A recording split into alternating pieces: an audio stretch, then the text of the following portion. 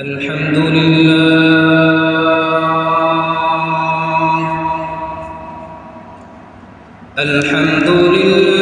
نحمده ونستعينه ونستغفره ونؤمن به ونتوكل عليه ونعوذ بالله من شرور أنفسنا ومن سيئات أعمالنا من يهده الله فلا مضل له ومن يضلله فلا هادي له ونشهد أن لا إله إلا الله وحده لا شريك له ونشهد أن سيدنا وسندنا وحبيبنا وحبيب ربنا وطبيبنا وطبيب قلوبنا ومولانا محمدا عبده ورسوله الذي أرسله الله تعالى إلى كافة الناس بشيرا ونذيرا وداعيا إلى الله بإذنه وسراجا منيرا أما بعد فأعوذ بالله من الشيطان الرجيم بسم الله الرحمن الرحيم ولتكن منكم أمة يدعون إلى الخير ويأمرون بالمعروف وينهون عن المنكر وأولئك هم المفلحون وقال سيدنا رسول الله صلى الله عليه وسلم من رأى منكم منكرا فليغيره بيده فإن لم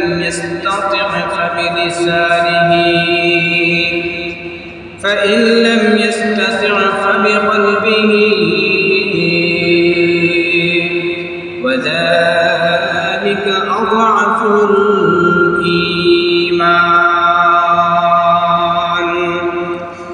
صدق الله مولانا العظيم وصدق رسوله النبي الكريم ونحن على ذلك لمن الشاهدين والشاكرين والذاكرين والحمد لله رب العالمين اللهم صل على محمد وعلى آل محمد كما صليت على إبراهيم وعلى آل إبراهيم إنك حميد مجيد اللهم بارك على محمد وعلى آل محمد كما باركت على إبراهيم وعلى آل إبراهيم إنك حميد مجيد بلغ العلا بكماله كشف الرجا بجماله حسنت جميع خصاله صلوا عليه وآله بلغ العلا بكماله كشف الدجى بجماله حسنت جميع خصاله صلوا عليه وآله لا إله إلا الله لا إله إلا الله لا إله إلا الله لا إله إلا الله لا إله إلا الله لا إله إلا الله لا إله إلا الله لا إله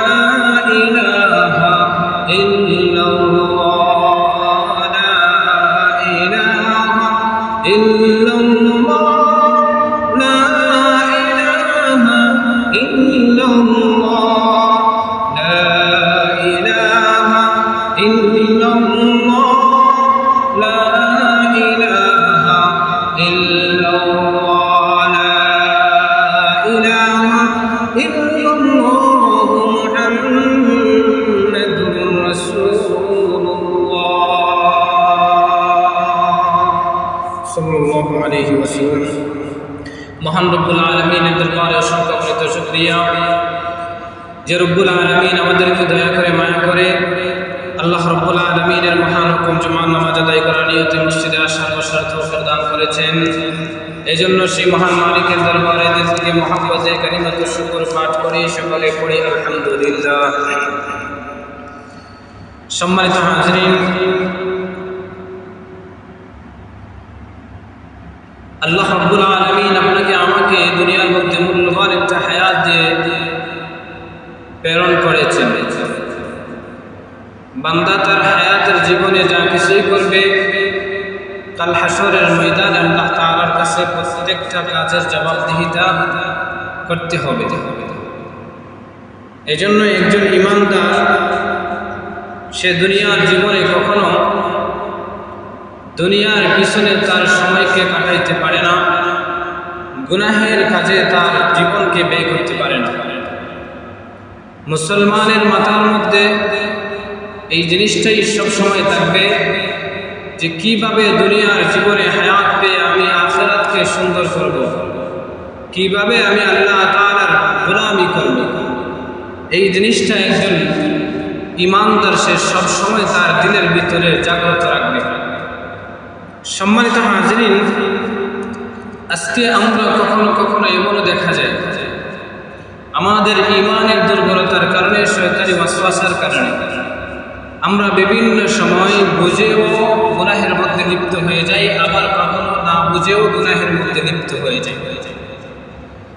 আজকে দুনিয়ার মধ্যে গুনাহের ছড়াছড়ি খুব বেশি, যার কারণে গুনাহকে আমরা অনেক সময় গুনাহ বলে মনে করি না। এই বিশ্বব্যাপী ছড়ানো গুনাহসমূহের মধ্য থেকে আজকে গুরুত্বপূর্ণ একটা বিষয় আমাদের মাঝে আমরা দেখতে পাই, যেই জিনিসটা আমরা বিধর্মীরা যেই রকমভাবে যে জিনিসটার মাধ্যমে আনন্দ উপভোগ করে, সেই জিনিসটার মাধ্যমে আমরা মুসলমান জাতি তারাও কিন্তু আনন্দ উপভোগ করে থাকে। এই জিনিসটা হলো এই যে গতকাল থেকে শুরু হওয়া যে বিশ্বকাপ ফুটবল যে উন্মাদনা, আমাদের দেশের যুবকদের যেই অবস্থা। সম্মানিত হাজিরিন, এই বিশ্বকাপ ফুটবলকে কেন্দ্র করে আমাদের যুব সমাজের যে উন্মাদনা পরিলক্ষিত হয়, এইগুলার দিকে তাকালে আফসোস হয়। যারা দায়িত্ববান মানুষ তাদের জন্য উচিত হলো অন্যায় কাজ যদি কারোর সামনে যদি সংগঠিত হয়, দায়িত্ববান মানুষের জন্য উচিত হলো যে এই কাজ থেকে সে তার জায়গা থেকে যতটুকু সম্ভব মানুষকে বোঝানোর চেষ্টা করা, বিরত রাখার চেষ্টা করা। সেই লোককে, যেহেতু এই বিশ্বকাপ ফুটবলকে কেন্দ্র করে আমাদের দেশের মধ্যে অনেক অনিসলামিক কাজ সংগঠিত হয়, এই ব্যাপারে আমাদের মুসলিম সমাজের দিক নির্দেশনা নিয়ে আজকে আমি আপনাদের সামনে আলোকপাত করার ইচ্ছা পোষণ করেছি। সম্মানিত হাজিরিন, এই বিষয় নিয়ে আলোচনা না করলে হয়তো আমার হয়তো, কিন্তু দায়িত্ববোধ থেকে মিম্বরের আমানত রক্ষা করতে গিয়ে এই বিষয়টা নিয়ে আলোচনা করতে হবে। হাদিসে পাকের মধ্যে রাসূল সাল্লাল্লাহু আলাইহি ওয়াসাল্লাম বলেন, আলা কুল্লুকুম রাঈন ওয়া কুল্লুকুম মাসউলুন আন রাঈয়াতিহি। এই উম্মতদেরকে আল্লাহ তাআলা লক্ষ্য করে বলেছেন, আল্লাহ রাসূল বলেছেন যে তোমরা প্রত্যেকেই হলা রক্ষণাবেক্ষণশীল, দায়িত্বশীল, আর প্রত্যেক দায়িত্বশীল তার দায়িত্বের ব্যাপারে আল্লাহ তাআলার কাছে জবাবদিহিতা করতে হবে।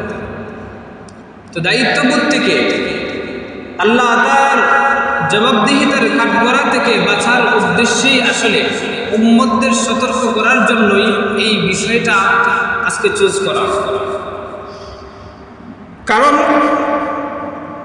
যেই গুনাহের চলাচলের মাধ্যমে যুব সমাজ নষ্ট হয়, দুনিয়ার মুসলিম সমাজ নষ্ট হয়, সেই গুনাহের চলাচলের কারণে আল্লাহ তাআলার পক্ষ থেকে অনেক সময় ডিরেক্টলি আযাব গজব নাযিল হয়।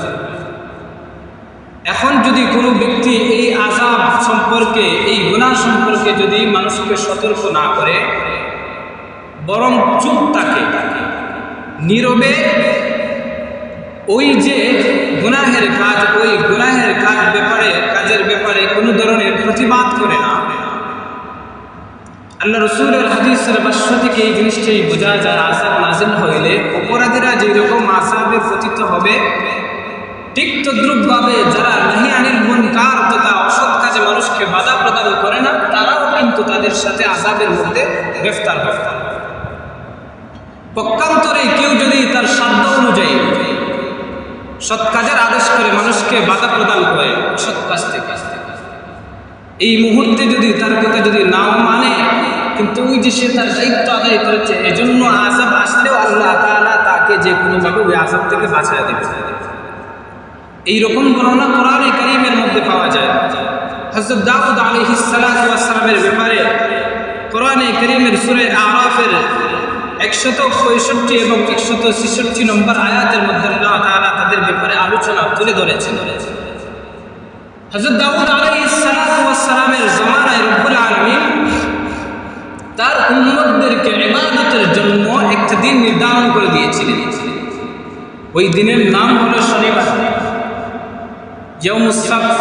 শনিবার দিন আল্লাহ রব্বুল আলামিন ইবাদতের জন্য নির্ধারিত করে দিয়েছিলেন। কিন্তু এই সমস্ত অবদ্ধচারী বান্দারা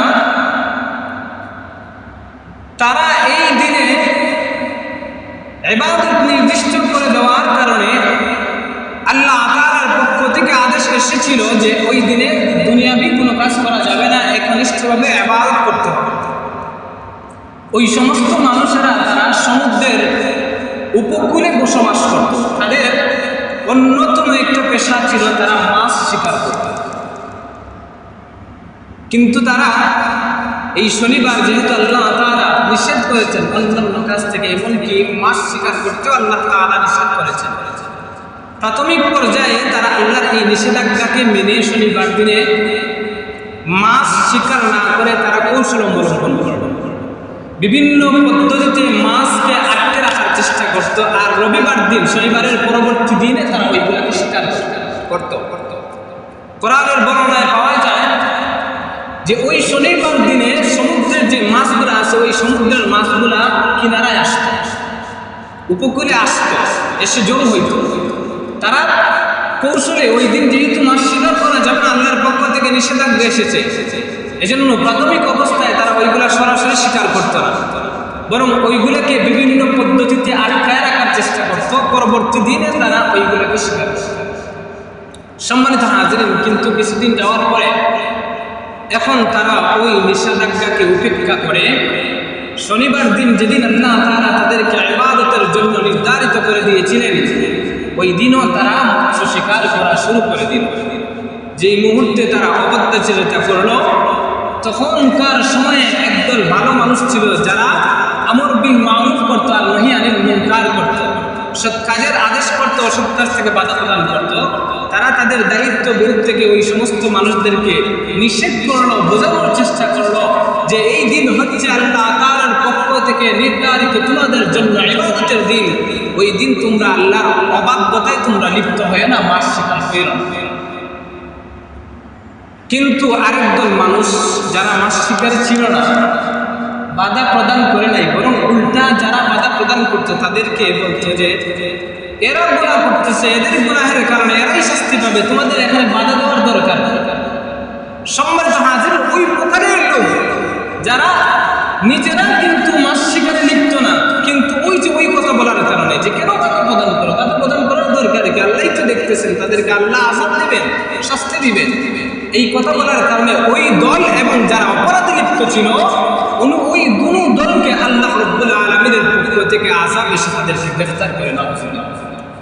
কোরআনে কারীমের সূরা আরাফের 165 এবং 66 নম্বর আয়াতের মধ্যে রব্বুল আলামিন এই কথাটাই তুলে ধরেন। আল্লাহ তাআলা বলেন, فَلَمَّا نَسُوا مَا ذُكِّرُوا بِهِ أَنجَيْنَا الَّذِينَ يَنْهَوْنَ عَنِ السُّوءِ وَأَخَذْنَا الَّذِينَ ظَلَمُوا بِعَذَابٍ بَئِيسٍ بِمَا كَانُوا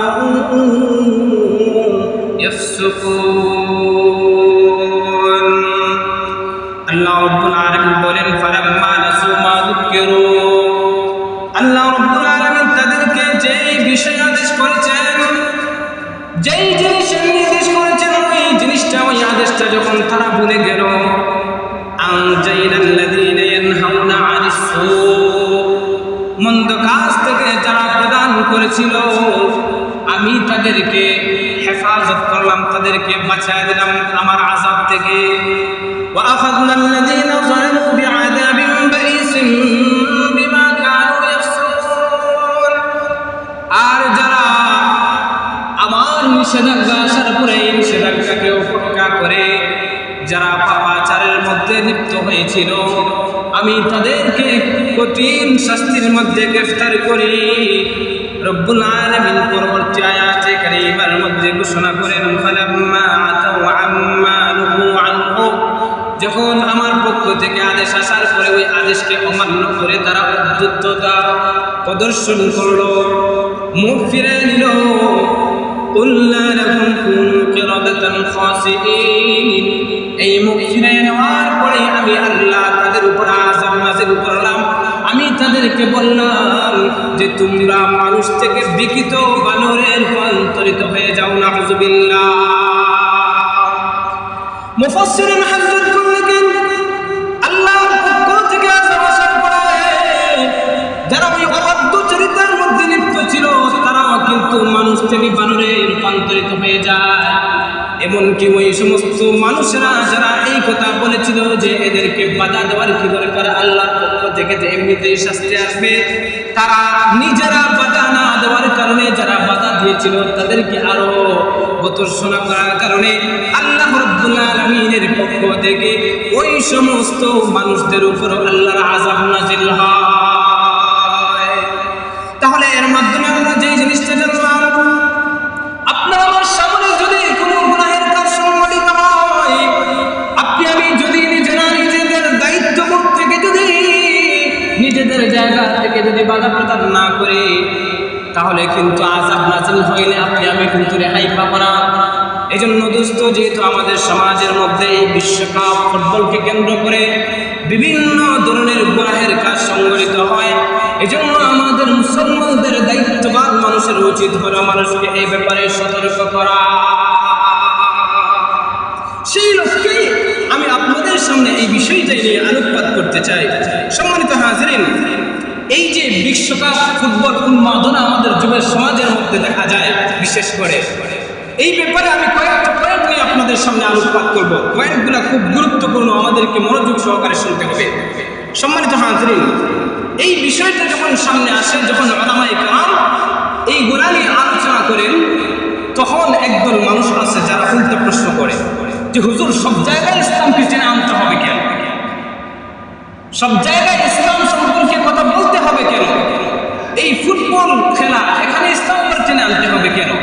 সম্মানিত হাজির, এই সমস্ত মানুষ বিভিন্ন রকমের হয়ে থাকে। এক ধরনের মানুষ যারা হলো এই কথা বলে, তারা হলো বিধর্মী, যারা কোনো ধর্ম, অন্য ধর্ম অবলম্বী, বিধর্মী, মুসলমান না। আরেক ধরনের মানুষ হলো যারা নাস্তিক, যে মনোভাব যারা লালন করে, নাস্তিক যারা, এক কথায়। আরেক ধরনের মানুষ আছে আমরা যারা নাম কামাস্তে মুসলমান, বংশীয় পরম্পরায় মুসলমান, কিন্তু ইসলামের আমাদের জ্ঞান নাই। এই সমস্ত মানুষেরাই কিন্তু এই প্রশ্ন করে। সম্মানিত হাজির, যদি এই সমস্ত মানুষেরা আপনাদেরকে এই বিষয় নিয়ে প্রশ্ন করে, তখন তাদের জবাব হলো, প্রথমেই উল্টো তাকে জিজ্ঞেস করবেন যে সব জায়গায় ইসলামকে টেনে আনেন কেন? আপনি কি সব জায়গায় আসেন? যদি বলে যে না, আমি সব জায়গায় নাই, ইসলামের সব জায়গা আমি মানি না, সব জিনিস আমি ফলো করি না, তখন তাকে বলতে হবে, যেহেতু তুমি কোনো জায়গায় নাই, সব জায়গায় নাই, সুতরাং তোমার এই বিষয় নিয়ে আলোচনা করার দরকার নাই, তুমি এখানে স্টপ থাকো, যেহেতু তুমি সব জায়গা মানো না। সম্মানিত হাজিরিন, এদের জন্য 2 নম্বর জবাব হলো যে একজন মুসলমান সে কিন্তু জন্মলগ্ন থেকে আলম আরওয়াহের জগৎ থেকে ইসলামকে মানার জন্য সে ওয়াদা করত। যেদিন আল্লাহ তাআলা আলম আরওয়াহের জগতে বান্দা-বান্দীদের কাছ থেকে অঙ্গীকার নিয়েছিলেন, কি আলাস্তু বিরাব্বিকুম ক্বালু বালা শাহিদনা।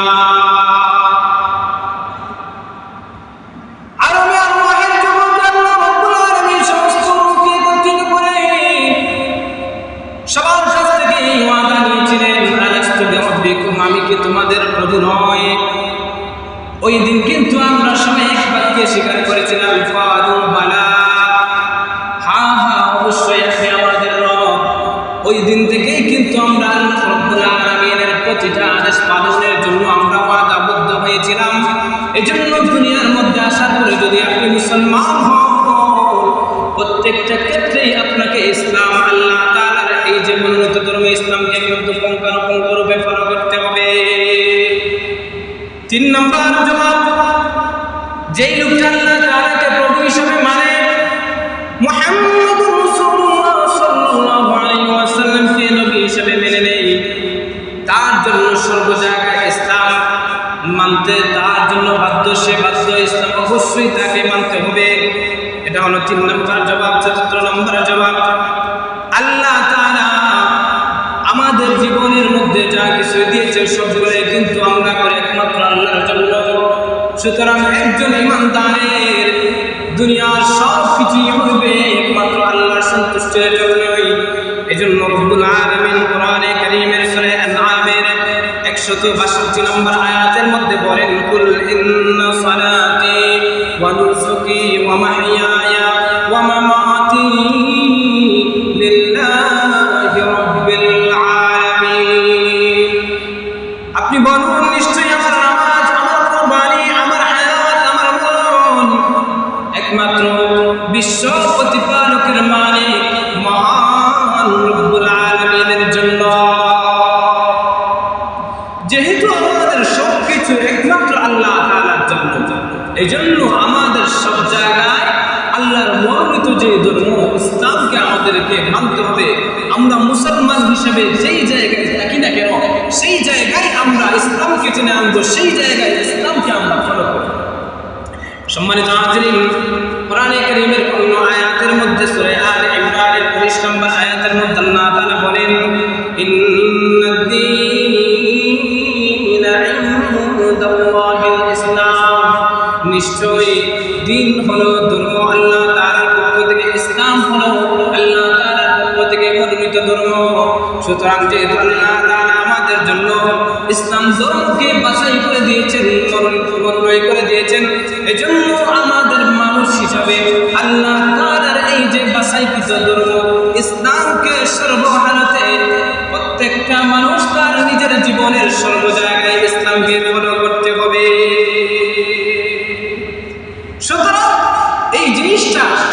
বলার সুযোগ নাই যে সব জায়গায় ইসলামকে টেনে আনতে হবে কেন? বিশ্বকাপ ফুটবল সে তার জায়গা আছে, এখানে আপনি ইসলামকে টেনে আনবেন কেন? জবাব হলো আমি মুসলমান, আমার ইসলাম প্রত্যেকটা জায়গা আমাকে ফলো করতে হবে, সুতরাং এখানেও আমার ইসলাম কি বলে এই জিনিসটা আমাকে ফলো করতে হবে। সম্মানিত হাজির, 2 নম্বর যে বিষয় সেটা হলো আমরা যে জিনিসটা জানা দরকার অত্যন্ত, এই যে আমাদের সমাজের মধ্যে, আমাদের যে দেশের মধ্যে বিভিন্ন ধরনের আমরা খেলাধুলা দেখতে পাই, এই খেলাধুলা হালাল নাকি হারাম, এই বিষয়টা আমাদের জানাটা জরুরি। সম্মানিত হাজির, এই বিষয়টা জানার জন্য আমাদেরকে প্রাথমিকভাবে যে জিনিসটা বুঝতে হবে সেটা হলো খেলাধুলার 3 স্তরে বিভক্ত। খেলাধুলার 3টে স্তর আছে। প্রথম নম্বর স্তর, খেলাধুলা কখনো মানুষকে কুফর পর্যন্ত নিয়ে যায়, বেঈমান বানায় ফেলে। এই ব্যাপারে তিরমিজি শরীফের 2695 নম্বর বর্ণনা এসেছে। আল্লাহ রাসূল সাল্লাল্লাহু আলাইহি ওয়াসাল্লাম বলেন, قال رسول الله صلى الله عليه وسلم ليس منا من تشبه بغيرنا لا تشبهوا باليهود ولا بالنصارى فإن تسليم اليهود الإشارة بالأصابع وتسليم النصارى الإشارة بالأكف। এই খেলাধুলার মধ্যে কিছু খেলাধুলা আছে যেই খেলাধুলাগুলা বিধর্মীরা আবিষ্কার করেছে, যার কারণে তাদের মধ্যে এই খেলাধুলার মধ্যে গুনাহের বিষয় পাওয়া যায়, কুফুরি বিষয় পাওয়া যায়। এই সমস্ত খেলাধুলা যেইগুলো আছে এই খেলাধুলা স্পষ্ট হারামের দিকে নিয়ে যায়, কুফুরের দিকে নিয়ে যায়। আর আল্লাহ হাবিব সাল্লাল্লাহু আলাইহি ওয়াসাল্লাম এই ব্যাপারে বলেন, লাইসা মিন্না মান তাশাব্বাহা বিগাইরিনা, যেই লোকটা বিধর্মীদের মুশাবাহাত অবলম্বন করে, বিধর্মীদের সাদৃশ্যতা অবলম্বন করে, আল্লাহর হাবিব বলেন ওই লোকটা, ওই সমস্ত মানুষেরা আমার উম্মতের দলভুক্ত নয়। লা তাশাব্বাহু বিল ইয়াহুদি ওয়ালা বিন নাসারা, তোমরা ইহুদি এবং নাসারাদের মুশাবাহাত করো না, তাদের সামঞ্জস্যতা অবলম্বন করো না। ফাইন্না তাসলিমাল ইহুদি আল ইশারাতু বিল আসাবি', আল্লাহর হাবিব সাল্লাল্লাহু আলাইহি ওয়াসাল্লাম এখানে কিছু বিষয়ে উল্লেখ করেছেন।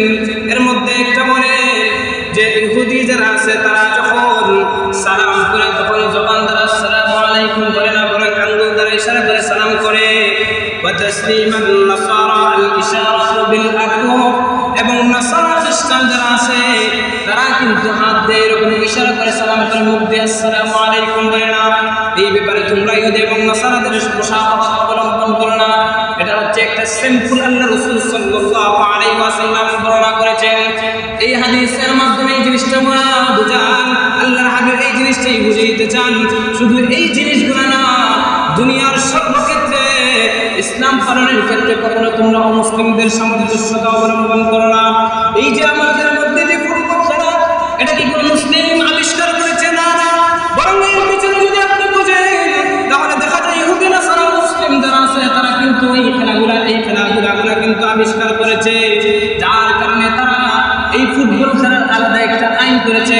যেমন ফুটবল, এটা হচ্ছে একটা ইংরেজি শব্দ, ফুট মানে হচ্ছে পায়ের পাতা, বল মানে গোল যেই জিনিসটাকে এটাকে বল করা হয়, অর্থাৎ পায়ের দ্বারা যেই খেলাটা খেলা হয় সেটাকে তারা নাম দিয়েছে ফুটবল। এই ফুটবলের তারা আলাদা আইন করেছে, যেমন পা দিয়ে খেলতে হবে, যদি হাতের মধ্যে লেগে যায় তাহলে কিন্তু বেআইনি হয়ে যায়, অপরাধ হয়ে যায়। এই জন্য রেফারি যে আছে ফাঁসির মধ্যে সে ফুক দিয়ে দেয়। কিন্তু এই ফুটবল আজকে আমাদের মুসলিম সমাজও কিন্তু মাথার মধ্যে নেই। হাতের মধ্যে নিলে যদি অপরাধ হয়, মাথার মধ্যে নিলে তো আরো বেশি অপরাধ হওয়ার কথা।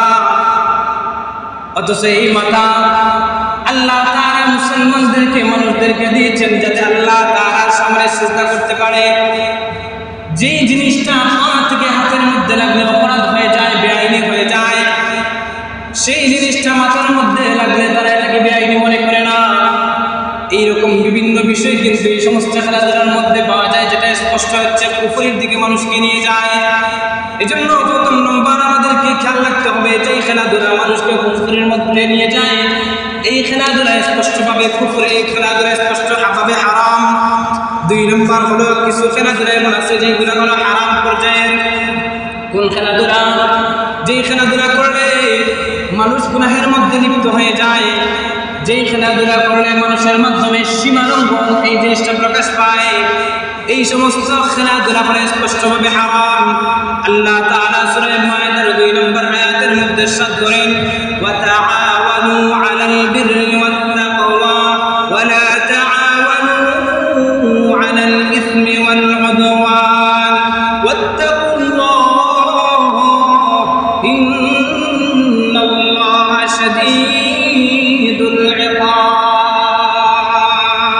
আল্লাহ তাআলা বলেন, হে আমার বান্দা বান্দীরা, তোমরা পুণ্যময় কাজ তাকওয়ার কাজে একে অপরকে সহযোগিতা করো, পাপের যে কাজ আছে এই পাপের কাজে তোমরা কখনো কাউকে সহযোগিতা করিও না। সম্মানিত হাজির, এই সমস্ত হারাম যে খেলাধুলা, এই সমস্ত হারাম খেলাধুলার মাধ্যমে এক ধরনের সহযোগিতা করা হয়। সম্মানিত হাজির, এই জন্য যে খেলাধুলার মধ্যে গুনাহের চলাচলি আছে, যে খেলাধুলার মাধ্যমে সীমালঙ্ঘন এই জিনিসটা প্রকাশ পায়, এই খেলাধুলা স্পষ্টভাবে হারাম। সম্মানিত হাজির, এই খেলাধুলার আরেকটা স্তর হলো মাকরুহ। খেলাধুলা হলো মাকরুহ, যে খেলাধুলা সীমালঙ্ঘন এই জিনিসটা প্রকাশ পায় না, যে খেলাধুলার মাধ্যমে গুনাহ হয় না, কিন্তু মূল্যবান সময় নষ্ট হয়, মূল্যবান সময় নষ্ট হয়, মেধা ব্যয় হয়, শিক্ষা দীক্ষার মধ্যে ব্যাঘাত ঘটে, সময় অপচয় হয়, এই সমস্ত খেলাধুলা হলো মাকরুহ। আল্লাহ তাআলা এই ব্যাপারে কোরআনে কারীমের সূরা বনী ইসরাঈলের 27 নম্বর আয়াতের মধ্যে রব্বুল আলামিন ইশারা করেন, ইন্নাল মুবাযযিরিনা কানু ইখওয়ানাশ শায়াতিন। যারা যে কোনো কাজে দুনিয়ার ভালো লাইনে যারা অপব্যয় করে, অপচয় করে, আল্লাহ তাআলা এদেরকে শয়তানের ভাই বলে সম্বোধন করেছেন। সুতরাং যে সমস্ত খেলাধুলা সময় অপচয় হয়, কুফরি হয় না, সীমালঙ্ঘন হয় না, গুনাহ হয় না, কিন্তু খেলতেছে, কিন্তু কি হয়? অপচয় হয়। যেমন ক্যারাম খেলা, লুডো খেলা, এইগুলো যদি বাজি না ধরে খেলা হয়, সময় অপব্যয় হওয়ার কারণে, শিক্ষা দীক্ষা নষ্ট হওয়ার কারণে, মেধা অপচয় হওয়ার কারণে উলামায়ে কেরাম বলেন এটাও নিষেধ। সম্মানিত হাজিরিন, এই হচ্ছে 3 ধরনের খেলা। একটা হলো যে খেলা কুফরি পর্যন্ত নিয়ে যায়, 2 নম্বরের খেলাধুলা হলো যেটা হারাম পর্যায়ে, 3য় খেলাধুলা হলো যেটা হলো মাকরুহ পর্যায়ে। এখন আমাদের যুব সমাজের দিনের ভিতরে প্রশ্ন রাখতে পারে, হুজুর তাই বলে আমরা কি খেলাধুলা করবো না? আমাদের তো মন চায়। আর আল্লাহ তাআলা তো ফিতরতের দিকে লক্ষ্য করেই ইসলামের বিধিবিধান দিয়েছেন, আমরা কি খেলাধুলা করবো না? হ্যাঁ, খেলাধুলা জায়েজ আছে, খেলাধুলা জায়েজ আছে, তবে শর্ত হলো 4 শর্ত মেনটেন করে আপনাকে খেলাধুলা করতে হবে। প্রথম নম্বর হলো আপনি যেই খেলাটা খেলবেন, ওই খেলাটা খেলার পিছনে আপনি লক্ষ্য রাখতে হবে আপনার শারীরিক কোনো উন্নতি আছে কিনা, দুনিয়াবি কোনো ফায়দা আছে কিনা, শারীরিক কোনো উন্নতি আছে কিনা। যেমন আপনি ফুটবল খেললেন, টাইমের দিকে খেয়াল রেখে, সময় ব্যয় না করে পার্ট টাইমে নামাজের সময় নামাজ পড়লেন, আপনি ফুটবল খেলার জন্য আপনি মাঠে গেলেন, আপনি ফরজ বিধান খেয়াল করে পায়ের টাকনু পর্যন্ত আপনি দেখে, নাভি থেকে নিয়ে আপনার শরীর দেখে, সতর দেখে যদি আপনি ফুটবল খেলেন, তাহলে এর মধ্যে যেহেতু শারীরিক একটা স্বাস্থ্যের জন্য একটা উপকারী জিনিস পাওয়া যায়, সুতরাং এইরকম সিস্টেম মেনে যদি আপনি খেলেন অসুবিধা নেই। অথবা আপনি ফরজ না করে, ফরজ লঙ্ঘন না করে ক্রিকেট খেললেন, এই ক্রিকেট খেলতে গিয়ে আপনার সময় অপব্যয় হলো না, টাকা পয়সা জোয়া বাজি এইগুলা হইল না, আপনি যদি খেলেন সেটা হলো আপনার জন্য জায়েজ হবে, যেহেতু ক্রিকেট খেলার মাধ্যমে আপনার শারীরিক একটা উন্নতি হয়, শারীরিক একটা জিনিস পাওয়া যায় যে শরীরের ভালো হয়। এই জন্য প্রথম নম্বর শর্ত হলো যে খেলাটা আপনি খেলবেন, এই খেলাটা জায়েজ হওয়ার জন্য প্রথম নম্বর শর্ত হলো শারীরিক উন্নতি সাধনের জন্য যদি আপনি খেলেন। 2 নম্বর হলো শরীয়তের বিধান যেন লঙ্ঘন না হয়, এই জিনিসের দিকে খেয়াল রাখতে হবে। যদি দেখা যায় যে ফুটবল আপনি জায়েজ পদ্ধতি বেঁধে রেখে আপনি যদি আন্ডারওয়ার শর্ট প্যান্ট করে যদি আপনি খেলাধুলা করেন, তাহলে আপনার ফরজ তরক হয়ে যাইতেছে, গুনাহ হয়ে যাইতেছে। এই যে বিধান লঙ্ঘন না করে যদি আপনি খেলেন, তাহলে আপনার জন্য খেলা জায়েজ আছে। 3 নম্বর হলো অর্থের অপচয় না হওয়া, অর্থ খরচ না হওয়া। এই যে খেলাধুলার কাজে আপনার টাকা পয়সা ব্যয় না হওয়া, অর্থ অপচয় না হওয়া, এই জিনিসটার দিকে লক্ষ্য রাখা। 4 নাম্বার হলো জুয়া এবং বাজি না থাকা। আজকে তো আমরা খেলি, অনেক সময় এইগুলোর মধ্যে জুয়া থেকে যায়, বাজি থেকে যায়, যে তুমি যদি হারো তাহলে অনেকেই বলে যে টাকা পয়সার বাজি করতেছি না হুজুর, আমি খানির যে দ্রব্য আছে এগুলোর বাজি করতেছি, এটাও জুয়া, এটাও বাজি। যে একদম জিতলে যারা হারবে তাদেরকে কি করতে হবে? খাওয়াইতে হবে না, এরকম করা যাবে না। এই 4 শর্ত মেনটেন করে যদি আপনি খেলেন তাহলে আপনার ওই খেলাধুলা যায়। প্রথম নম্বর হলো শারীরিক উন্নতি সাধনের জন্য, 2 নম্বর শরীয়তের বিধান লঙ্ঘন না করা, 3 নম্বর অর্থের অপচয় না হওয়া, 4 নম্বর হলো এই খেলাধুলার মধ্যে জুয়া না থাকা। সম্মানিত হাজিরিন, এই জিনিসগুলো আমাদেরকে খেয়াল রাখতে হবে। আজকে আমাদের মধ্যে এই যে বিশ্বকাপ ফুটবল খেলা শুরু হয়েছে, এই বিশ্বকাপ ফুটবল খেলা আমরা হয়তো অনেকেই খেলি না, কিন্তু টিভির মধ্যে দেখি। এই খেলাধুলা দেখা জায়েজ আছে কি না, এই জিনিসটা আমাদেরকে বুঝতে হবে। সম্পর্ক হাজির, এই ক্ষেত্রে মৌলিক যে জিনিসটা আমাদেরকে রাখতে হবে সেটা হলো যে খেলাধুলা, যে খেলাটা নিজে খেলাধুলা করা হারাম, এই জিনিসটা, এই খেলাধুলা দেখাও হারাম। এখন এই যে বিশ্বকাপ ফুটবল, এই বিশ্বকাপ ফুটবল যখন আমরা টিভির মধ্যে দেখি, স্ক্রিনের মধ্যে যখন আমরা দেখি, তখন সেখানে গান বাজনা, বেহায়া নারীদের যে বেহায়াপনা, এইগুলো কিন্তু আমাদের চোখে আসে। যে সমস্ত মুসলিম প্লেয়ার না বা মুসলিম প্লেয়ার যারা মাঠের মধ্যে খেলে, তাদের সতর কিন্তু ঢাকা থাকে না, এই জিনিসগুলোর কিন্তু লঙ্ঘন হয়। এই জন্য ওলামায়ে কেরাম বলেন যেহেতু এর মধ্যে গুনাহ হয়, এটা দেখার মধ্যে গুনাহ হয়, এই জন্য এই খেলা দেখা হারাম, এই খেলা দেখা হারাম। সম্মানিত হাজির, এই ক্ষেত্রে আমাদের মধ্যে আরেকটা বিষয় দেখা যায়, যখন কোনো দল, আমার সাপোর্টের দল যদি বিজয় লাভ করে, গোল যদি দেয়, তাহলে দেখা যায় যে আমরা অনেক সময় মুসলমান হয়ে আনন্দ উল্লাস করি, অনেক সময় হাততালি দিয়ে খুশি প্রকাশ করি। এই যে আনন্দ প্রকাশ করা, হাততালি দিয়ে খুশি প্রকাশ করা, এটা হলো না জায়েজ। সম্মানিত হাজির, এই ব্যাপারে আবু দাউদের 4345 নম্বর বর্ণনা এসেছে।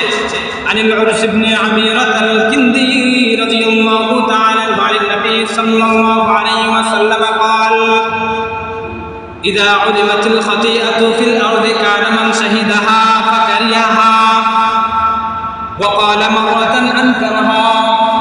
যখন দুনিয়ার জমিনের মধ্যে কোনো গুনাহের কাজ সংঘটিত হয়, কেউ যদি ওই জায়গার মধ্যে উপস্থিত থাকে কিন্তু ওই কাজটাকে, ওই গুনাহটাকে সমর্থন করে না, দিল থেকে অপছন্দ করে, আল্লাহর হাবিব বলেন এই অপছন্দ করার কারণে ওই জায়গায় থাকার পরেও কেমন বাবা আনহা ধরে নেওয়া হবে সে যেন ওই জায়গার মধ্যে উপস্থিত নাই। ওয়ামান বাবা আনহা ফারাদিয়াহা, কিন্তু আরেকজন আছে যে ওই জায়গার মধ্যে উপস্থিত নাই কিন্তু দূর থেকে সেটাকে মন থেকে সাপোর্ট করে, মন থেকে সে আনন্দ উপভোগ করে, ওই গুনাহের কাজে সে মন থেকে হাততালি দেয়। আল্লাহর হাবিব বলেন কানা কামান শাহিদাহা, ওই লোকটা যদিও ওই জায়গার মধ্যে উপস্থিত না, দূরে অবস্থান করতেছে, আল্লাহর হাবিবের হাদিস থেকে বোঝা যায়, আল্লাহর হাবিব বলেন কানা কামান শাহিদাহা, সে যেন সশরীরে ওই জায়গার মধ্যে সে উপস্থিত। আল্লাহর হাবিবের এই হাদিস থেকে বোঝা যায় একজন ওই যে এখানে গুনাহ সংঘটিত হয়েছে কিন্তু সে দিল থেকে অপছন্দ করার কারণে ধরে নেওয়া হয় ওই লোকটা এখানে নাই। আবার যে লোকটা যেখানে গুনাহ সংঘটিত হয়েছে কিন্তু ওই জায়গার মধ্যে নাই, দূর থেকে সে সমর্থন করতেছে, দূর থেকে দিলের ভিতরে আনন্দ ফিল করতেছে, হাত তালি দিতেছে, আল্লাহর হাবিব বলেন ধরে নেওয়া হবে ওই লোকটা যেন ওই জায়গার মধ্যে উপস্থিত। সম্মানিত হাজির, ওই কোথায় ফুটবল খেলা অনুষ্ঠিত হইতেছে, আমরা টিভির স্ক্রিনের মধ্যে থাকাই আমরা একটা দলকে সাপোর্ট করি, ওই দলকে সাপোর্ট করে আমরা অনেক সময় আনন্দ উপভোগ করি, আমরা হাততালি দেই। এই যে আমরা দূর থেকে হাততালি দেওয়ার কারণে, দলকে সাপোর্ট করার কারণে, এই যে একটা গুনাহকে আমি সাপোর্ট করলাম, গুনাহের কাজে আমি আনন্দ প্রকাশ করে হাততালি দিলাম, আল্লাহ রাসূল সাল্লাল্লাহু আলাইহি ওয়াসাল্লাম বলেন আপনি ওই কাজ না করলেও দূর থেকে সমর্থন করার কারণে আপনি ওই অপরাধী হবেন। সম্মানিত হাজির,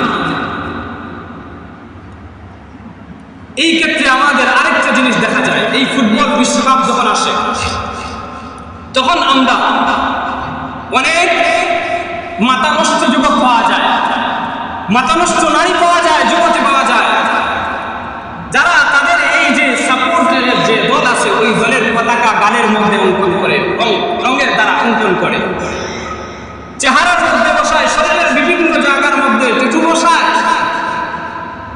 এইগুলা জায়েজ নাকি না জায়েজ? সম্মানিত হাজিরিন, এই ক্ষেত্রে আমাদেরকে যে জিনিসটা খেয়াল রাখতে হবে, এই যে আমি ট্যাটু বানাইলাম, শরীরের মধ্যে অঙ্কিত করলাম, দলের পতাকা হোক বা অন্য কিছু হোক সমর্থন করে, তার মাধ্যমে আমি তার সাথে একটা আমার মুসাবাহত হয়ে গেল, সামঞ্জস্য হয়ে গেল, আমি যেন তাকে সমর্থন করলাম।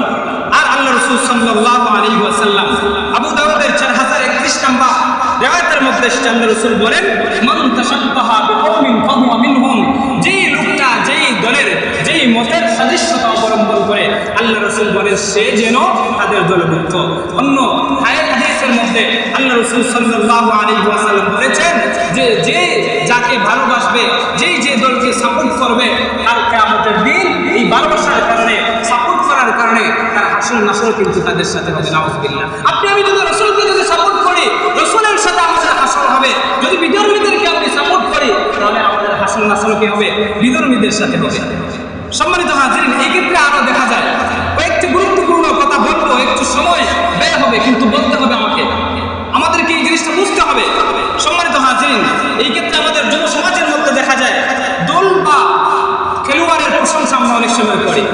নেইমার ভালো খেলে, মেসি ভালো খেলে, এই জন্য নেইমারের ভক্ত যারা আছে নেইমারের প্রশংসা করে, মেসির ভক্ত যারা আছে তারা মেসির প্রশংসা করে। এই যে বিজাতি দল বা বিজাতীয় যে খেলোয়াড়দের যে আমরা প্রশংসা করি, এই প্রশংসা করলে জানেন কি হয়? হাদিসের মধ্যে প্রকাশ্য এসেছে, যেই লোকটা বিধর্মীদের প্রশংসা করে, আল্লাহ তাআলা এই প্রশংসা করার কারণে তার উপর রাগান্বিত হন, আল্লাহর আরশ কেঁপে যায়। নাউযুবিল্লাহ। বাইহাকী শরীফের 4859 নম্বর রিওয়ায়াতের মধ্যে এসেছে, আল্লাহর হাবিব বলেন, ক্বালা রাসূলুল্লাহ সাল্লাল্লাহু আলাইহি ওয়াসাল্লাম, ইযা মুদিহাল ফাসিকু গাদিবার রাব্বু তাআলা, যখন কোনো ফাসিক পাপাচারী অবাধ্য লোকের প্রশংসা করা হয়, তখন রব্বুল আলামিন ওই প্রশংসাকারী লোকের উপর রাগান্বিত হয়ে যান। ওয়াহতাজ্জালাহুল আরশ, এবং এই যে প্রশংসা করার কারণে আল্লাহ রব্বুল আলামিনের আরশ পর্যন্ত কেঁপে যায়। এই জন্য কোনো খেলোয়াড়ের কি করা যাবে না? প্রশংসা করা যাবে না মুসলমান হয়ে। সম্মানিত হাজিরিন, দলের ভালোবাসায় আমরা যে পতাকা উত্তোলন করি, কেউ তো দেখা যায় যে জমিন বিক্রি করে দীর্ঘ একটা পতাকা রাস্তার মধ্যে টানায়। আবার আমরা যারা আছি, অনেকেই আছে আমাদের বাড়ির মধ্যে, আমাদের ছাদের মধ্যে আমরা আমাদের যে সাপোর্টের যে দল আছে, এই দলের পতাকা আমরা উত্তোলন করি। সম্মানিত হাজিরিন, এটা জায়েজ নাকি না জায়েজ? এটা স্পষ্ট না জায়েজ। আল্লাহ রাসূল সাল্লাল্লাহু আলাইহি ওয়াসাল্লাম বুখারী শরীফের 6169 নম্বর রিওয়ায়াতের মধ্যে এসেছে, আল্লাহ রাসূল সাল্লাল্লাহু আলাইহি ওয়াসাল্লামকে একজন লোক এসে জিজ্ঞেস করলো, ইয়া রাসূলুল্লাহ, কাইফা তাকুলু ফি রাজুলিন আহাব্বা কওমান ওয়া লাম ইয়ালহাকু বিহিম, আপনি ওই লোকটার ব্যাপারে কি বলেন? এই লোকটার ব্যাপারে আপনার মতামত কি? যেই লোকটা কাউকে কোনো দলকে ভালোবাসে কিন্তু সে তার কাছে নাই, সে তার মতো নাই, তার কাছে নাই, কিন্তু দূর থেকে সে পতাকা উত্তোলন করে বা বিভিন্নভাবে এই দলকে ভালোবাসে, এই ব্যাপারে কি বলেন? আল্লাহ রাসূল সাল্লাল্লাহু আলাইহি ওয়াসাল্লাম বলেন, ওই লোকটা এই দলকে ভালোবাসে, এই যে কর্মকাণ্ড করে, আল্লাহর হাবিব বলেন, আল মারউ মা'a মান আহাব্বা, সে এই দলকে ভালোবাসার কারণে, এই দলের ভালোবাসা প্রদর্শন করতে গিয়ে পতাকা টানানোর কারণে কাল কিয়ামতের দিন ওই দলের সাথে, ওই অমুসলিমদের সাথে তার হাসর নাসর হবে। নাউযুবিল্লাহ। সম্মানিত হাজিরিন, এবার আসেন পতাকা, জার্সি ইত্যাদির জন্য যে অর্থ ব্যয় করা হয়, এই অর্থ ব্যয় করা স্পষ্ট না জায়েজ। আল্লাহ রাব্বুল আলামিন সূরা নামের 141 নম্বর আয়াতের মধ্যে আল্লাহ তাআলা বলেন, ওয়ালা তুসরিফু, তোমরা কখনো অপচয় করো না, অপব্যয় করো না, ইন্নাল্লাহা লা ইউহিব্বুল মুসরিফিন, নিশ্চয় আল্লাহ রাব্বুল আলামিন অপচয়কারীদেরকে ভালোবাসেন না। এই যে জার্সি, আপনি আপনার সাপোর্টার দলের যে জার্সি কিনলেন, আর্জেন্টিনা বলেন বা আপনার হচ্ছে ব্রাজিল সাপোর্ট যারা করেন, জার্মান সাপোর্ট যারা করেন, তারা এই যে আপনি যে দলের যে জার্সি আপনি খরিদ করলেন, এটা আপনার প্রয়োজন নাই, এটা আপনি অপচয় করলেন। আর অপচয়কারীদেরকে আল্লাহ তাআলা ভালোবাসেন না। অন্য আয়াতের মধ্যে সূরা মুমিনের 43 নম্বর আয়াত আল্লাহ বলেন, ওয়া ইন্নাল মুসরিফিনা হুম আসহাবুন নার, যারা অপচয় করে, যারা সীমা লঙ্ঘন করে, অপচয় যারা করে, আল্লাহ রাব্বুল আলামিন তাদেরকে জাহান্নামের মধ্যে নিক্ষেপ করবেন। নাউযুবিল্লাহ। সম্মানিত হাজিরিন, এই যে আমরা আমাদের দলের সাপোর্ট করতে গিয়ে আমরা আর্জেন্টিনার যে জার্সি পরি, ব্রাজিলের যে জার্সি আমি খরিদ করি, এই যে টাকার যে অপচয় করলাম, এর মাধ্যমে কিন্তু আমার ঠিকানা জাহান্নাম হয়ে যাইতেছে। আজকের যুব সমাজ এই জিনিসটা কিন্তু খেয়াল নাই। সম্মানিত হাজিরিন, আরেকটা পয়েন্ট গুরুত্বপূর্ণ, সেটা হলো যে দলের বিজয়ে অনেকে আছে যে তারা মান্নত করে, নামাজের মান্নত করে, দোয়া করা মান্নত করে, অনেক সময় টাকা পয়সা দান সৎকার মান্যত দেয়, এই জিনিসটা মান্যত করা যাবে কি না? সম্মানিত হাজির, এটা স্পষ্ট হারাম, স্পষ্ট নিষেধ। আল্লাহ রাসূল সাল্লাল্লাহু আলাইহি ওয়াসাল্লাম আল্লাহ তাআলা বলেছেন যে গায়রুল্লাহর নামে কখনো কি করা যাবে না, মান্যত করা যাবে না, গুনাহের কাজে কখনো মান্যত করা যাবে না।